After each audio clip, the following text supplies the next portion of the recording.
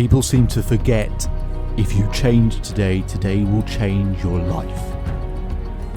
To keep up with the latest episodes, make sure you subscribe to the Self Belief Chief Podcast Facebook group, download your favourite ones, and get ready because this will be another great episode for you. Hello, Jim. Thank you so much for joining. How are you doing? Great, David. It's great to be with you, and I just love the international flavor. So Yes. it's great. Well, we were talking about the international flavor, obviously from being on different sides of the pond, but also a similarity in terms of both our family having ties to Sicily, and talking about just all different types of culture and all different types of perspectives. And for the people listening, Jim, I'd love them to get to know a bit more about you, but perhaps even from those sort of early origins and what you picked up then I'd love to hear more than what we were just talking about beforehand. Sure. All four of my grandparents were immigrants to the United States. My parents learned to speak English when they went to school. So my grandparents hardly spoke any English at all. And my mother moved all the way across the driveway to the house next door when she got married. So it was like an enclave, right? And everybody was Italian. They had moved to the same area in Ohio in the United States to get those jobs in the steel mills. And so it was very much like an Italian village that I grew up in. I didn't realize until I went to school that there were other cultures out there, right? Yeah. Very ethnic and very working in the garden and working in the dirt, and that hard blue collar kind of a perspective was how I grew up. And David, I think that when I got my first job, my first real job at 17 years old, while I was a freshman in college, so I was going to school full time at Ohio State University and working full time. The company that I worked with, did 38 acquisitions while I was there. And I was the person who went out and helped the new acquired company into the fold. And so I really naively thought everybody's job was like mine. I thought everybody had a job. I didn't realize that this was such a big, huge opportunity.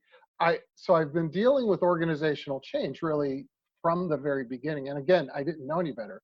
My second job was the second employee in a small consulting firm. And we implemented a huge $25 million computer system in the biggest banks in the country, in the US. And that was leading change as well. And so again, naively, I was working 90 hours a week. I didn't realize there were academics about this or books about it. Or I was too busy doing it, right? And so my perspective comes from a very practical viewpoint from the street of actually doing the work. What works, what doesn't work, throw out what doesn't work, et cetera. And the key point about that second job was I was the second employee in a small firm, and I got that entrepreneurial bug. I knew I'd never have a real job ever again.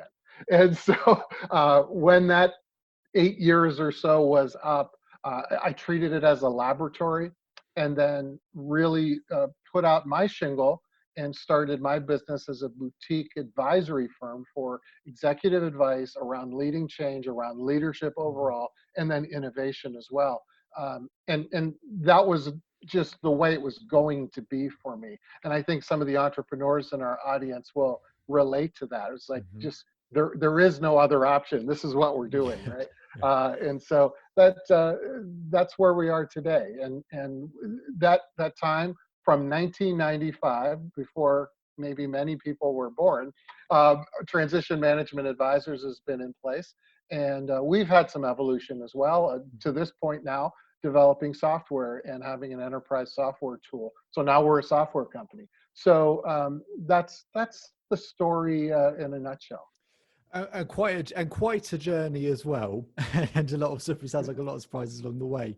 One of the things that I'm always really interested and fascinated by, and I sort of remember going through this sort of phase, I guess, myself, which is when you're working with, let's say, high performers, when you're working with leaders, when you're working with business owners, people who clearly have expertise, experience, that when you first consider working with those people, when you first get the opportunity to work with the talented or the experienced, there can be that question for a lot of people, whether it's imposter syndrome or whatever, of, well, what allows me to step into this space as well? What allows me to give these people value?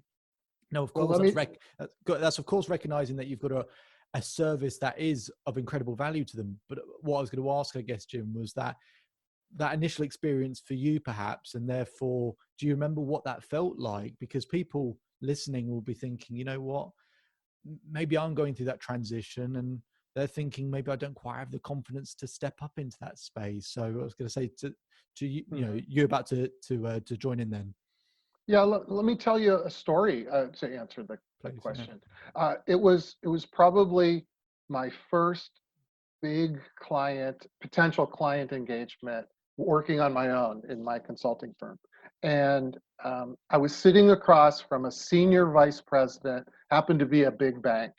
And we were talking about his problem and how I would help solve it. And that was the point. I was going to come on and help solve a big problem.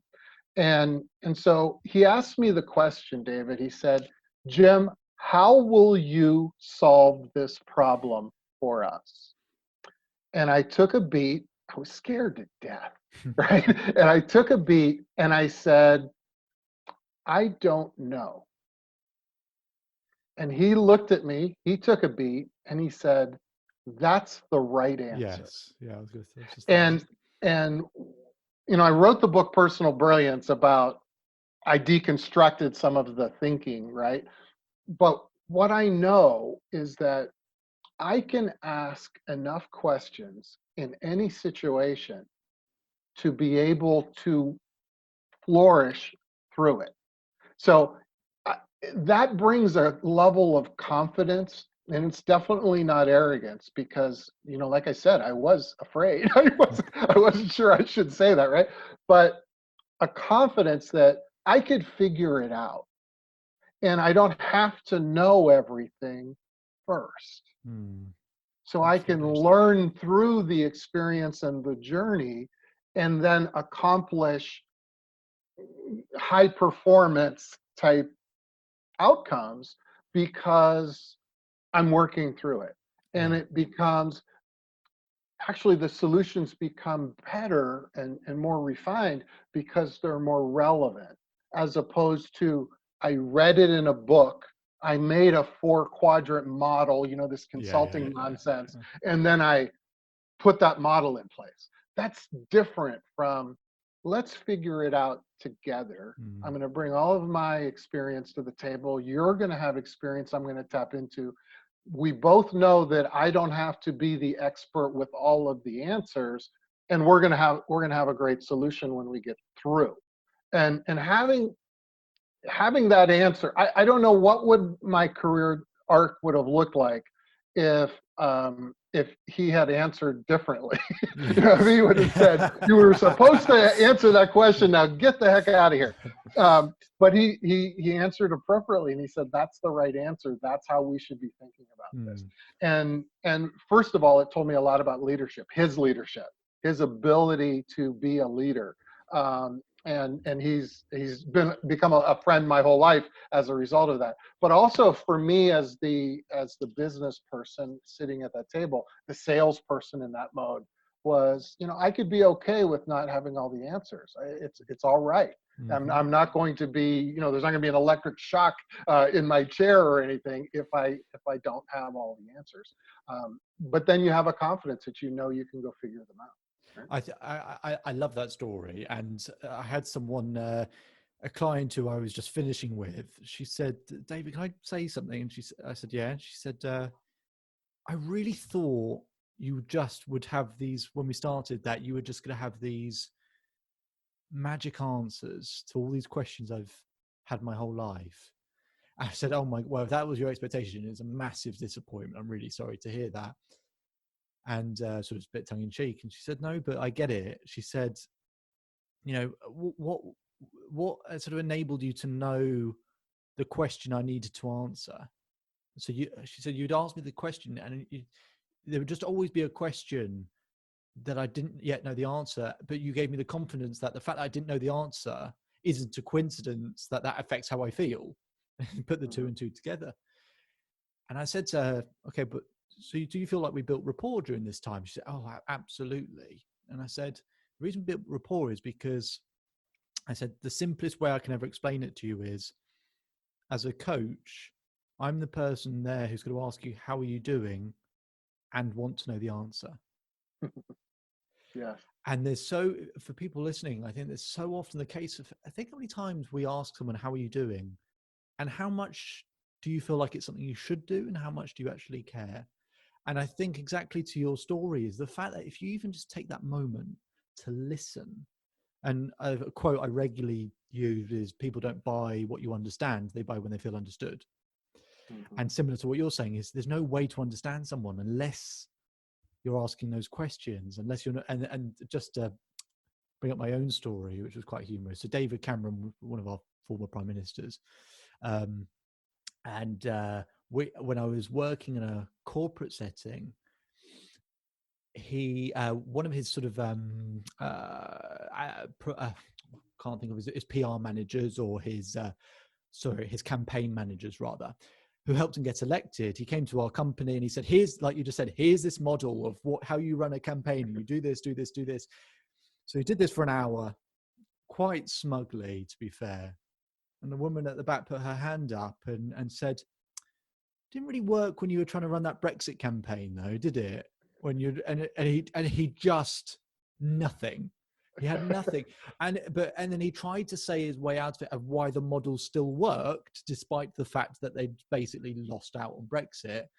Well, there were human beings involved. Maybe that messed up the model. Exactly.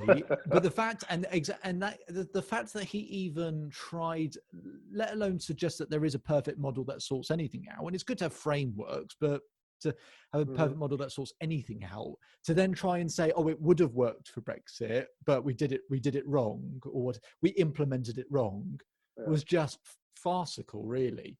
Yeah. So we kind of get onto that part, which is that the implementation. And when I was doing my research, Jim, I love the aspect of implementation. I think it's just, that is often just such a big missing ingredient for people in terms of that. So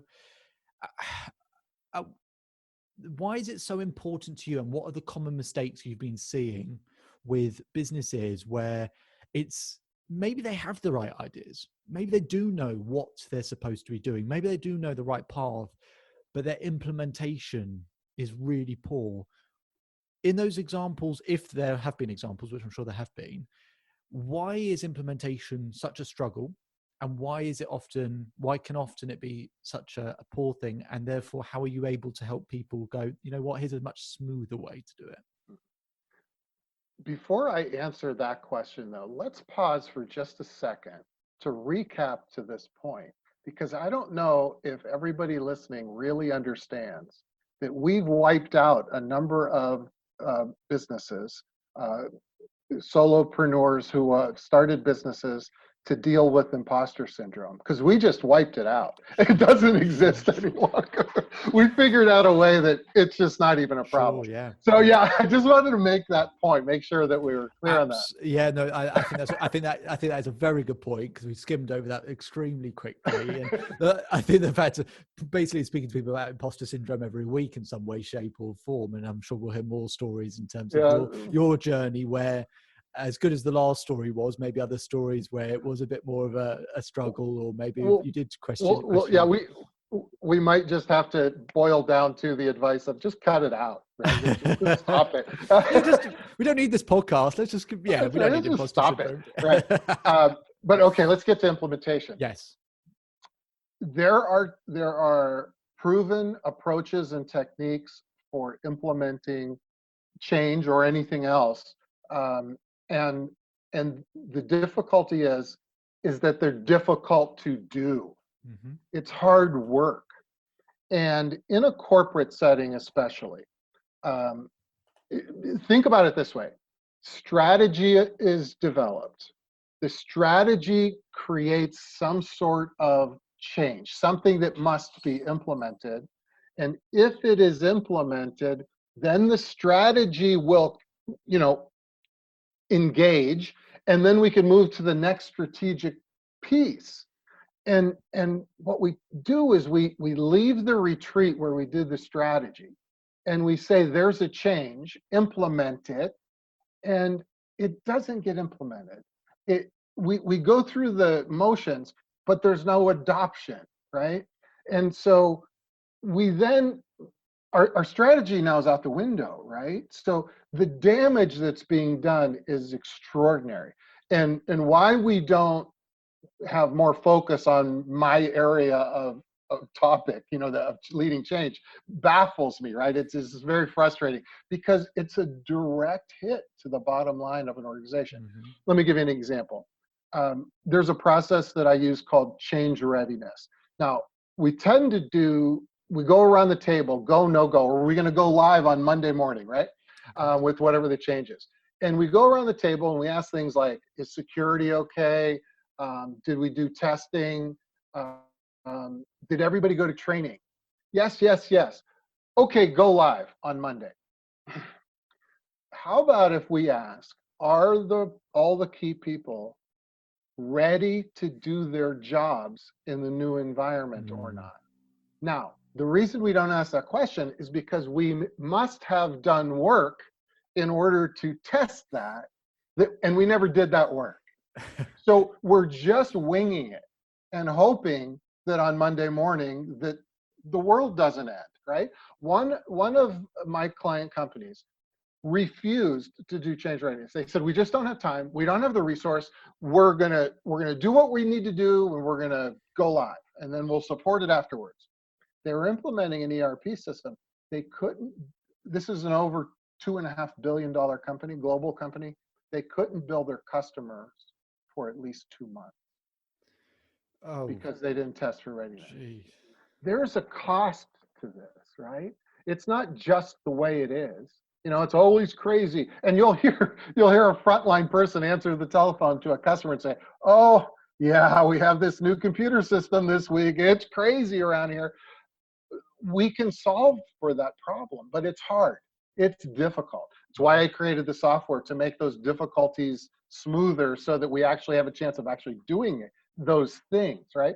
But I think that's the bottom line. It's human nature, and we have accepted, institutionalized not doing the right thing. So what I mean by that is nobody gets in trouble for not doing change readiness. Nobody expected anybody to do it. We quit telling people it's possible, right? And so they don't even have an expectations that we should do it, and we don't get in trouble for not doing it. Yeah. And so how can we shift that? And I think what we need to do is just have a clearer focus on adoption. So that's for a company. Let's take it down to then the individual. I hire a coach. I hire David to help me out. And we put together a plan for what we're going to do. If I leave my call with you and I don't put any of that into play, that's just wasted time. Absolutely. So it's just like, tell me, if you ask me the question, what are the top 5 books that you've read this year that I should read? I won't answer that question. I just won't, because those 5 books that you're going to go off and read,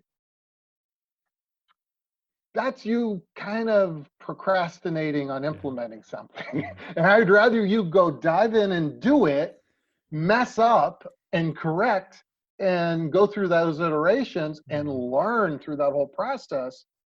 And we'll sprinkle in the knowledge gap. We'll figure out what you need to know, but you're moving forward as you're doing that. And that's so key. And so we do that as individual human beings. It's human nature. And then let's multiply it by the thousands when we put it into a corporate setting, right? So that's what we're dealing with. It's interesting that you just mentioned that book example. Only the last week, I had someone reach out to me on, not clients of mine, someone who reached out to me on social media. And they said, I can't lose weight. And I said, okay. But it was just a statement. I sort of said, okay. And she said, oh, so, is there a book that can help me? And sort of similar, I hadn't put wouldn't have, as I'm struggling to articulate right now, wouldn't have articulated it as well as you've just done, in terms of the fact that it's an element of procrastination, but I guess it was a similar thought. And I said, well, what have you tried so far? And she said, oh, I've tried everything. And well, okay, what name them? I've tried hundreds of things. Name them. Okay, well, I tried this one thing and it didn't. I did it for 2 weeks. It didn't quite work. Exactly. So you find out that it's patronizing. It's procrastinating, but it's also just an excuse as an explanation to say, well, this is why I can't do it.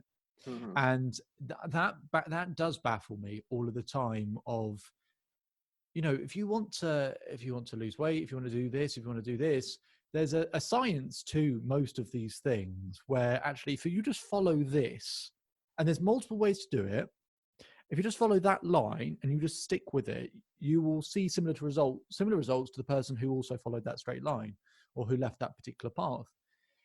And yet, because it's almost that the only problem is that there are so many options. And when I do coaching, for example, someone said recently, how do you know what to do here and here? I said, well, I don't. It's that there are 10 ways I could do it, and I just pick one of them, and then I stick with it, and we commit to it.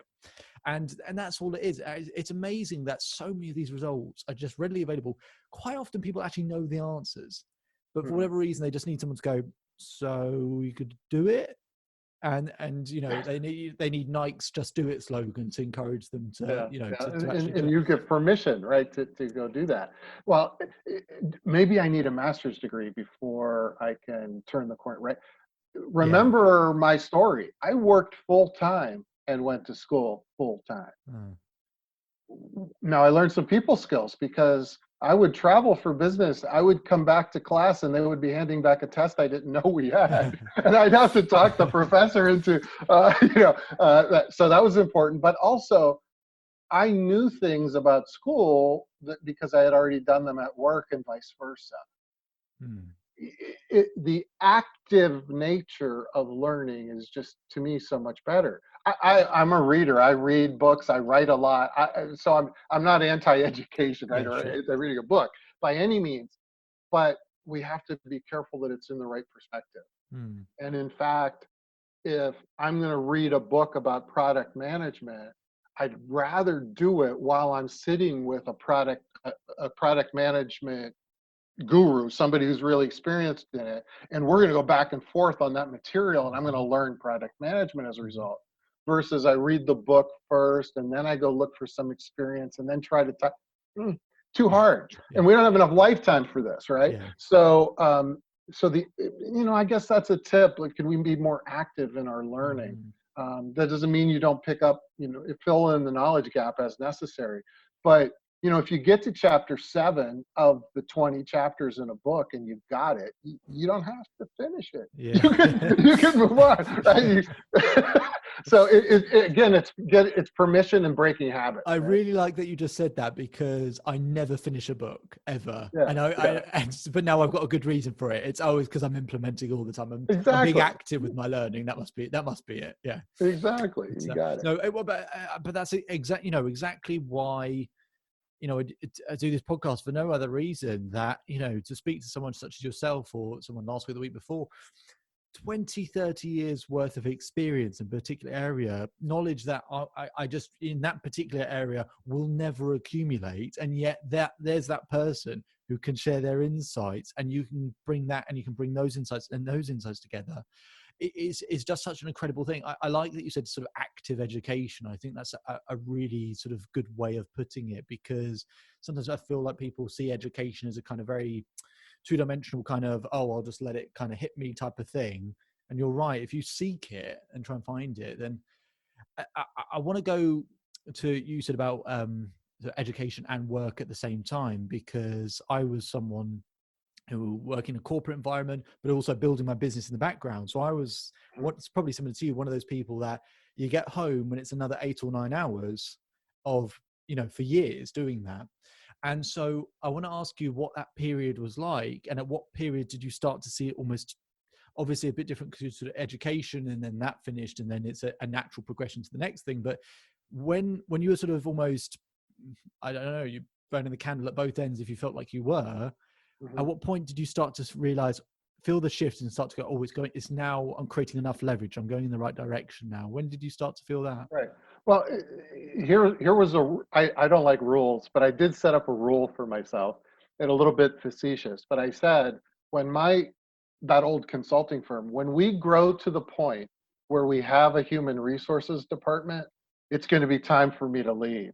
And that was just an indication Okay, of getting bigger, and and we were acquired, and we had a human resources department. I knew it was time, but I owed my clients time, right? I needed to finish with my clients. And so it was, to me, it was like a 3-year living laboratory. So I was doing the work during the day, but I was building then the structure for my business for how I was going to help people that deal with this kind of material, this topic area going forward. Mm-hmm. And so that's when I started looking for the examples and cataloging those examples, et cetera, all of those things that if I was just working a job, I probably wouldn't do, right? But with the eye towards having the business, again, education and working at the same time, right? You have a different eye, a different perspective on things. So if you don't have that natural scenario, I think you should invent it for yourself because it's so much more vibrant. It's so much more powerful. But you do fun things, like you come up with a name for your business, right? You did that, but you built also, the website, you did the design, the business cards, what colors, all yeah. that. You do that fun stuff, but you also doing the real grunt work of how's it going to work from this step to this step, and you're figuring those kinds of things out. But what's interesting about doing it simultaneously to working the 8 to 10 hour regular job is you're doing that work of that daytime work in a different context. It looks different as a result. There's more depth to it as a result. So again, I think there should be a secret evil plan in the back of everybody's mind all the time. Even if it's like, okay, I'm gonna build a new tool, I'm gonna create a new process, I'm gonna, for me, generate a new speech, write another book, that kind of thing. Always in the background, because it gives a different viewpoint. It's like, you buy a yellow car and all of a sudden you see everybody has a yellow car. You didn't see that yesterday. It's that viewpoint, that perspective that you get that I think very important.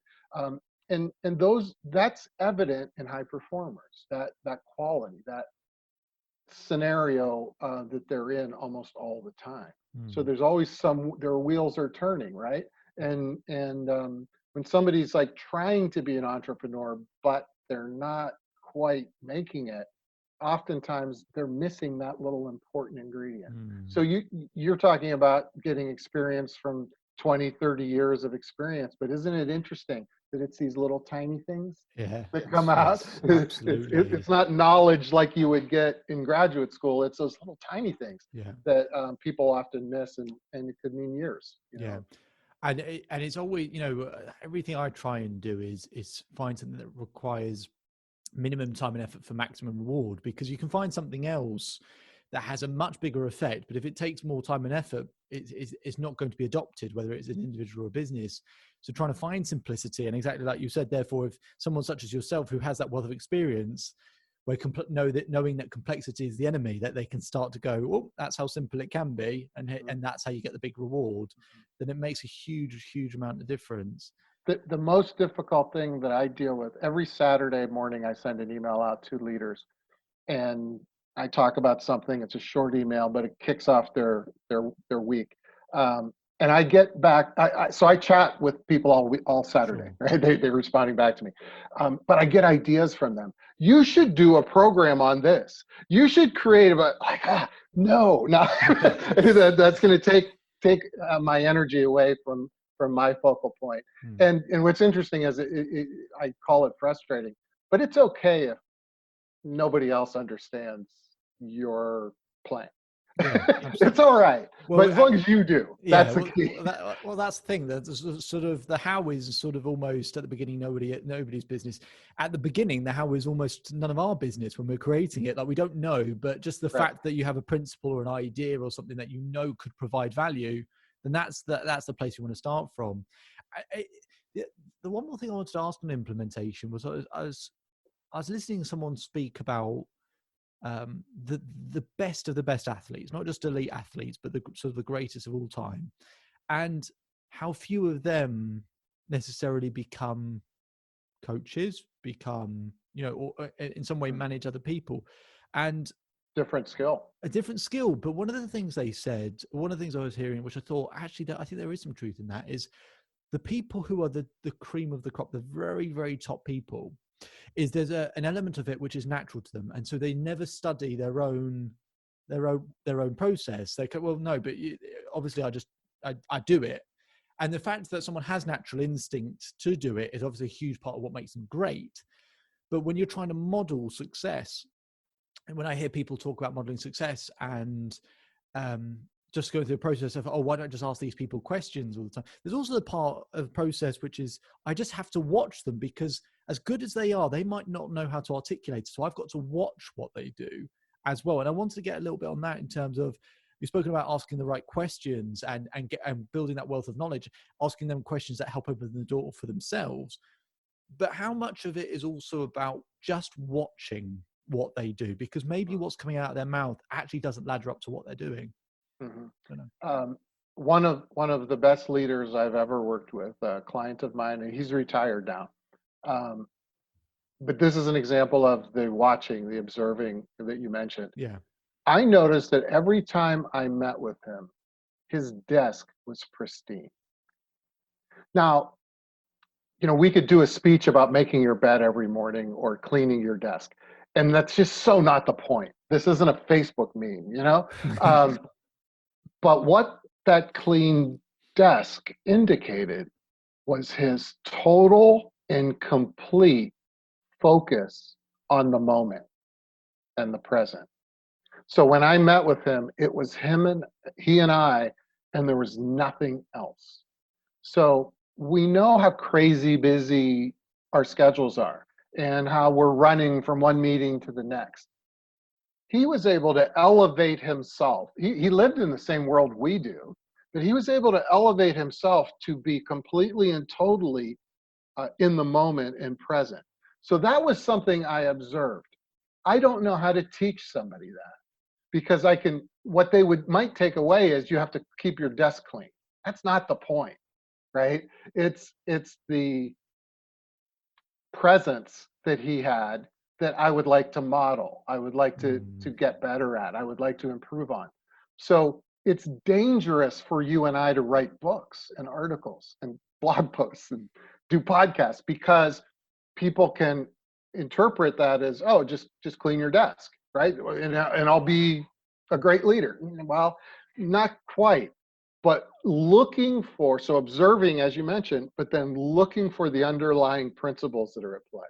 And the consistencies or possible inconsistencies with that, and analyzing that. So there's an analysis part of growth as well to become a high performer. It's not just watching somebody and doing what they do, because some of that is that natural ability you talked about, and they don't even know they're doing it, right?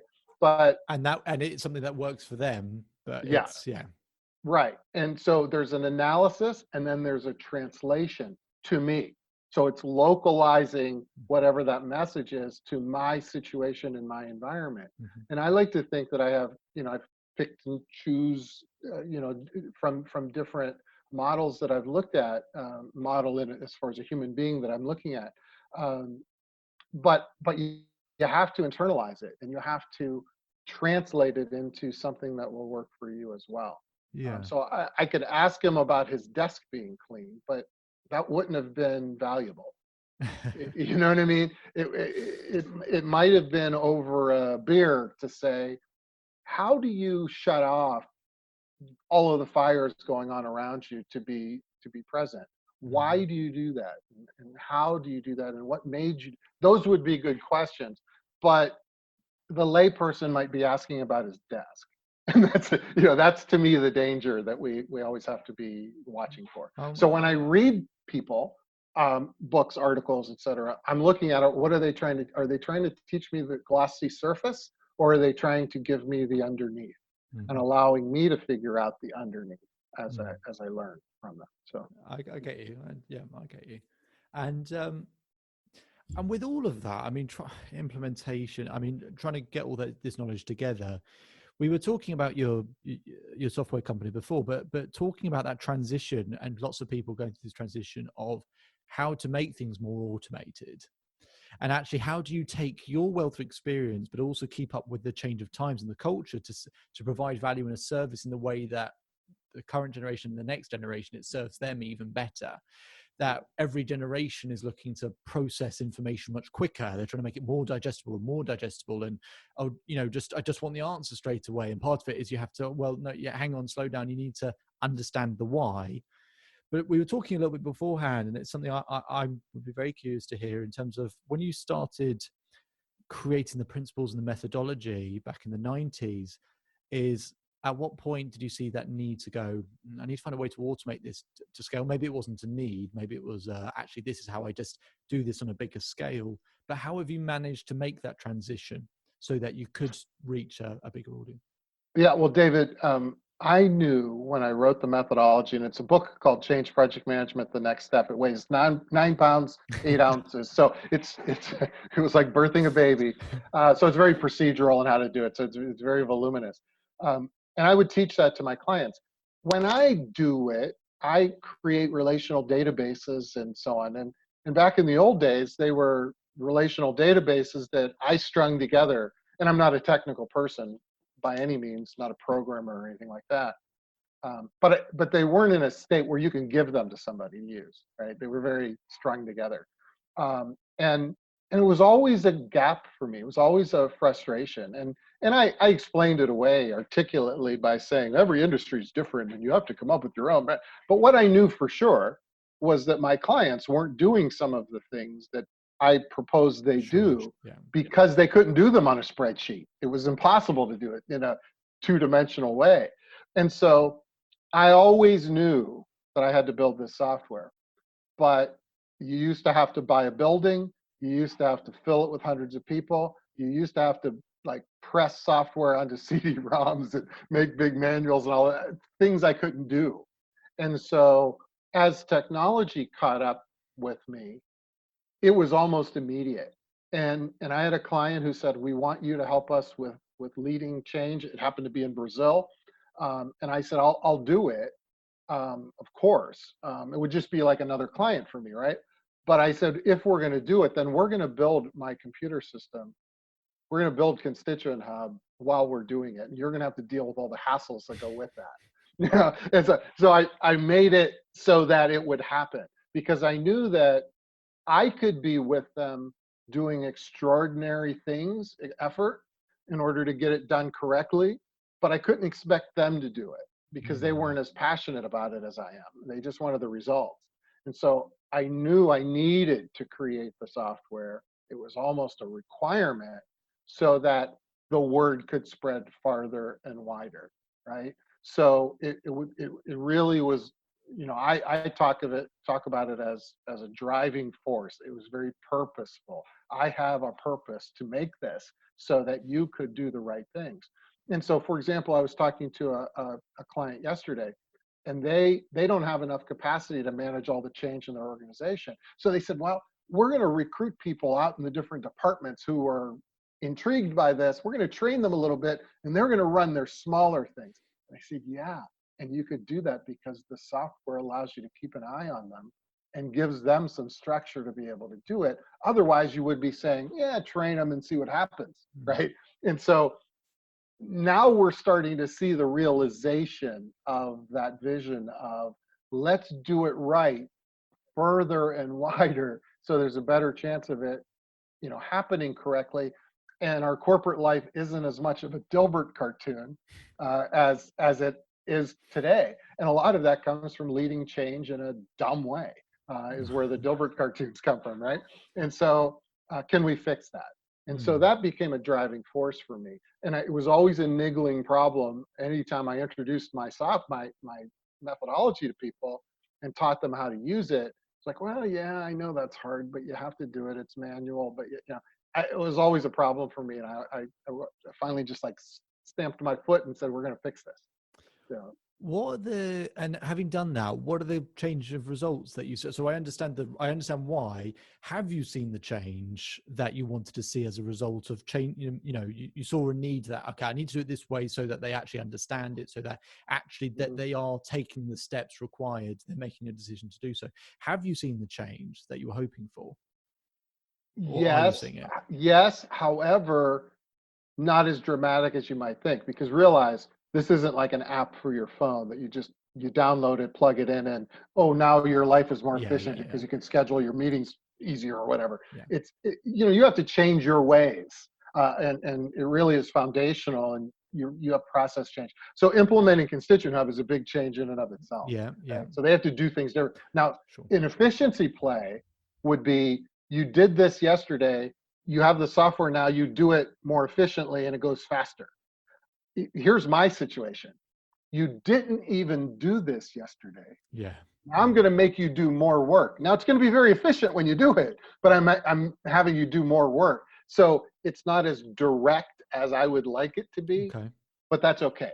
I yeah. realize that going in. I know that's an issue, and we're doing it. But the fact that I'm doing change impact analysis for the first time, I actually know who the people are that are being changed for the first time ever. How did you do it before? My goodness. Yeah, But yeah, yeah. so it's progress. It's probably slower than I would want it ideally, but yeah, we're making Well, progress. it's always slower than you want it to be, Yeah, isn't yeah, it? But as long as it sounds like the needle's moving in the right direction, then it's right. making it You a should piece. always be frustrated. Yes, exactly. I'm frustrated all the time. So one of the one of the kind of principles that I really like, because I can just so vividly go back to this period when I was working in a corporate environment, is the kind of the 90-10 60-40 formula. And I love it so much. So just for people listening who might not be aware, so Jim talking about 90% of our being, you know, our time, our thoughts, our actions that are being involved, focused on our department or area, and only 10% on the overall organization. Without naming sort of my background or the companies, where a post analysis, reviews, and it was a large organization, a very large, well-known organization in the UK, who this stuff just didn't happen. This stuff didn't happen efficiently. So it's one thing that you're not actually working efficiently on the business of tomorrow, which there were meetings for, but they would always come out as, okay, so we made some progress and then no implementation as per usual.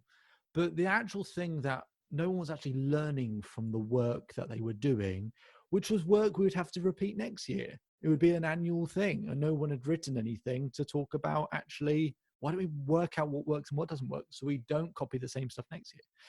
So the 60-40, to try and bring that closer, my thing is when I speak to business owners is, minimum, if they're not working on the business of tomorrow, I mean, getting everyone together once a month, that says a lot. And so I won't say anymore, because you'll have a lot more obviously experience and expertise in this area. One, to talk about the concept even more, and hopefully I've not butchered it. And secondly, to You talk haven't. and secondly talk about how 60-40. What does that 40 actually look like in terms of meetings, times per week, times per month, all of that stuff? So what does it look like to you? Mhm. Yeah, so this all falls under the umbrella. My umbrella label for this is the new leadership Yeah. normal. Now, unfortunately, COVID-19 has stolen those words. So Yes. there's just new normal is everywhere. So Yeah. I don't hardly want to say that, but the idea is that we operate in 90-10, and I'm being generous. Most people tell me it's more like 99-1, where 90% of your time is spent on your local, what I'm doing for my department, 10% on the overall company.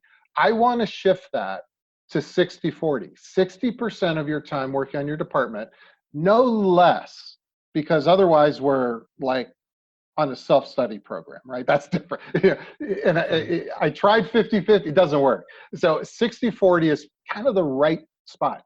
And 40% working on the overall company. Now, the basis for this, David, is crossing boundaries, not tearing Yeah. down silos. We need silos. Hmm. They exist for a reason. but I think we should cross those boundaries on a regular basis. So that's what the 40% of time is spent doing. Mm-hmm. So one executive that I work with, and I start with the executive team, and I tend to work with, and I'm doing less of this work because of Constituent Hub these days, but work with the CEO and their direct reports of a company. And usually larger companies, in the 5,000 employee minimum range, right? So if I start at the top and we shift this thinking, it does trickle down. Not everything does that way. I know everybody says go to the top, but it's not always true. But in this case, it really does. I had one executive who said, I had our first meeting, Jim, with you. I went to talk to my team and I said, I'm going to be doing other things. I don't know what they are yet, but I'm going to be doing other things and I'm going to leave you alone. That means you have to step up. And he said, I was so upset, Jim, because there was this big sigh of relief from my team. It's like, leave us alone. But here's what the 40% is. It's looking for opportunities to cross the landscape. So it's marketing going to work with sales. And so the senior person in sales might say, we need to get marketing involved in this earlier. So let's put a team together that's weird and different than we normally work to solve this problem, because we need to innovate, we need to move forward. That's stuff that typically doesn't happen. Marketing and sales fight with each other most of the time, right? As opposed to working together. So that's the 60-40 concept in practice. It's, you have a need for a temporary, like 6-month type employee, and you ask for me for help. You're a VP, I'm a VP. I'm going to give you my best person in a 60-40 environment. Not the person that's most expendable, my best person. Why? One, it's for the company. The reason you're asking for this resource is you're doing something important, right? And I have to trust that. The second thing is, I'm trying to grow my best resource. I have a growth plan for this individual, and it's going to help them to go work with you on this special project. So I'm naturally going to do that. And I'm going to ask you to help me backfill for losing my best person. Do you see how we're now crossing the boundaries of our typical silos? And the company, the organization, gets better as a result. So this becomes a way of thinking in everything we do. I'm looking for opportunities to cross those boundaries and work in a 60-40 environment. And what happens? Engagement happens. I'm asking people to step up because I'm not going to be spoon feeding you, right? And so they get engaged, they get involved. Growth happens. We start solving problems on a global scale as opposed to locally, and replicating and having 10 different ways to do the same process, right? We tend to start doing things right as opposed to how the structure tends to cause us to do the wrong things more often than not. And not because we're evil, but because the structure forces that, right? So this is actively working against that structure and making a difference in the organization. Maybe my next question seems fairly obvious, which is, there must be people who massively resist because they're going, how will I get everything done? And I can think back to situations where I look at someone and think, I actually don't know how they could step away from what they're doing to be more involved, to be more engaged. But I can also speak to points where just so many projects, not just from my background, but seeing other people as well, so many projects get ruined because, let's use the sales marketing teams as you brought those up, is they get involved 4 weeks out. They get together 4 weeks out and they go, wait, hang on, you've already been doing this for 4 weeks? We've been doing this for 4 weeks. Oh no. Then they spend the next 4 weeks actually problem solving rather than a solution. So I can understand both parts, but for the people who are resistant when that comes about, I was about to say, how does it get enforced? But that would be totally the wrong word. So how do they get on board? How do they get persuaded? Yeah, I get you. Just, as a coach, I ask challenging questions. So here's one that I might ask. Okay. when you have a conflict, when you're invited to a meeting, and it's an important meeting, it's a new thing, whatever where they're gathering people together to hash out the new thing, and you have a conflict, what do you do? So you're doing something very important, that's the conflict, and then you're invited to something very important. What do you do? Surprisingly, a number of people will say, I just decline the meeting. Like, okay, this is why nothing happens, ever happens, right? How about this? As a leader, I'm growing my people. That's my goal. That's what I'm trying to do. So how about if I accept that meeting that's a conflict and I send one of my people? And this is harder work, right? Because now I have to prep that person. They're growing as a result because they're learning more about the company. 2, they're going to have to come back and report back what happened. 3, they're involved in that and getting more responsibility as a result. And they're closer to the work, so they're probably going to do a better job in that meeting than I would anyway.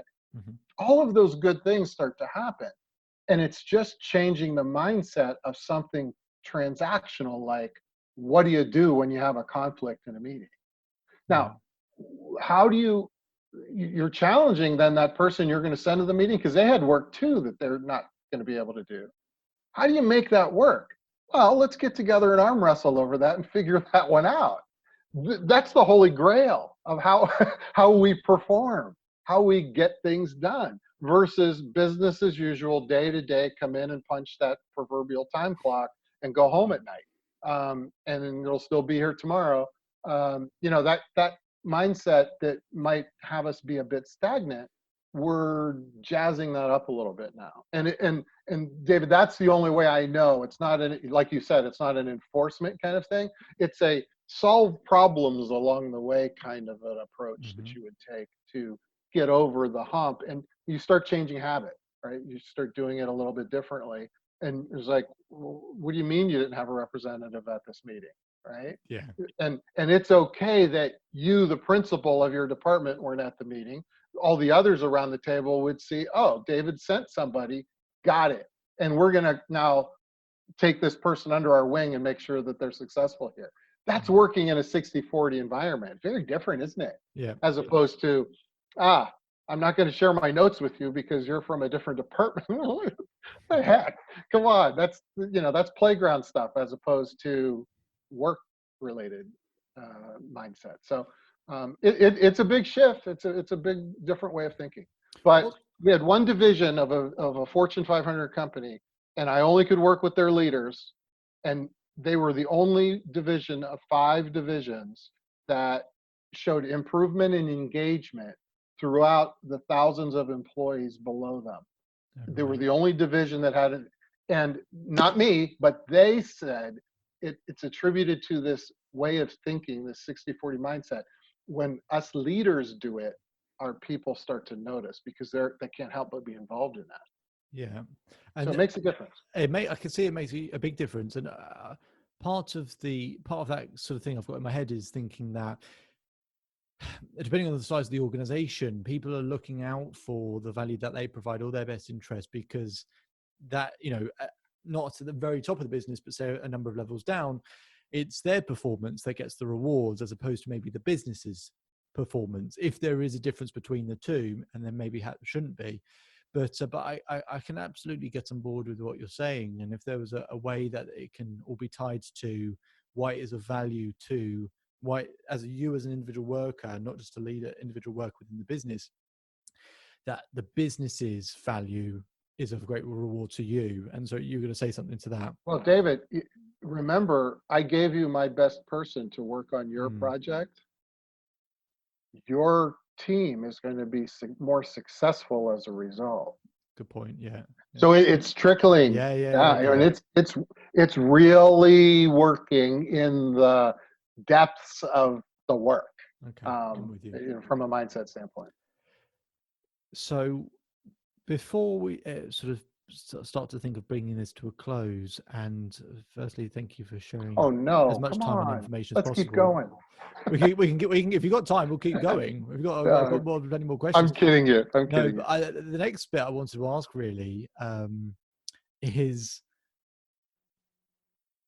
you would have had an idea when you started all this stuff out, when you were doing, moved from Sicily, went to America, doing your studying, had this idea in terms of a way to provide added value to organizations. At that point, you would have had an idea of what you were trying to do, and also probably some sort of goal that was aligned to. I wanted to ask you at this point, however many years later, how what does what does your success look like measured to that vision that you had?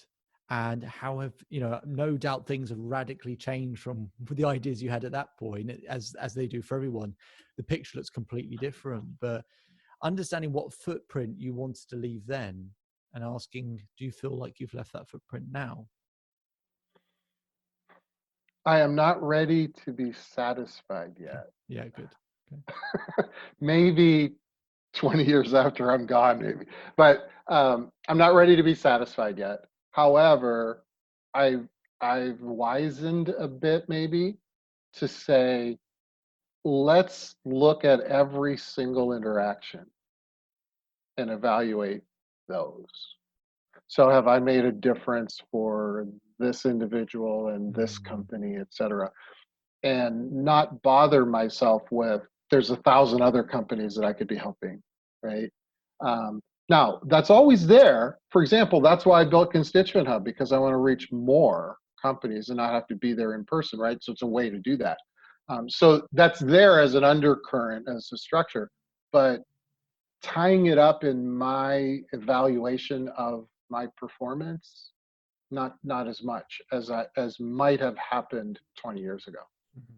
Makes sense? Yeah, definitely. And I think, I'm sure that probably for people listening, the the the the generation, when you're young, you have that idea of everything being at a massive scale, and then you realize that you can have massive scale in helping the few get incredible results, so that they are even more of a positive influence on all the people in their lives. So when I listen to your stories, but still probably a huge amount of businesses, but even from that point of view, the number of businesses is a sort of a small representation of actually, well, you're impacting thousands of individuals in each of those businesses.